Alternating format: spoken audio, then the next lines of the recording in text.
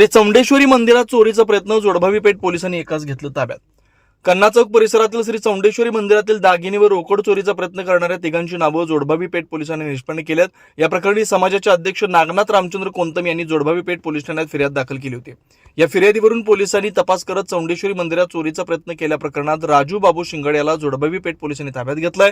3 दिवसांपूर्वी मध्यरात्री तिघांनी दागिने व रोकड चोरण्याचा प्रयत्न केला होता। पोलिसांनी ताब्यात घेतलेल्या राजू शिंगाडे यांच्याकडून इतर 2 जणांची नावं पोलिसांनी मिळण्याची शक्यता आहे। याचा पुढील तपास जोडभावी पेठ पोलीस करतात। नमस्कार, मी चौंडेश्वरी तौटवे क्षेत्रीय समाजाचा अध्यक्ष आहे आणि 28/7/2026 रोजी पहाटे 1:47 ते 2:50 दरम्यान चोरीचा प्रकार घडला होता।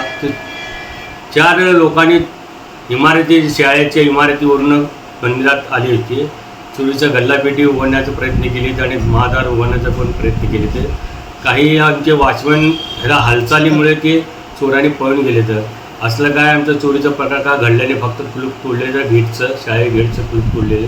त्यावरनं आम्हाला कळालं की सकाळी पहाटे 4ला उठून वॉचमॅननी झाडू मारताना तेव्हा कळलं की चोरीचा प्रकार घडला का नाही, चावी कोण तोडली।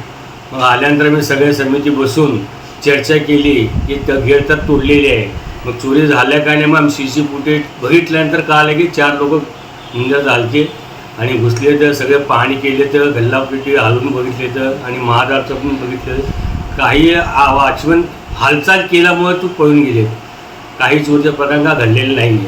एवढंच आमच्या देवीची कृपा म्हणून घडले ते असं वॉचमनसाठी वाटले।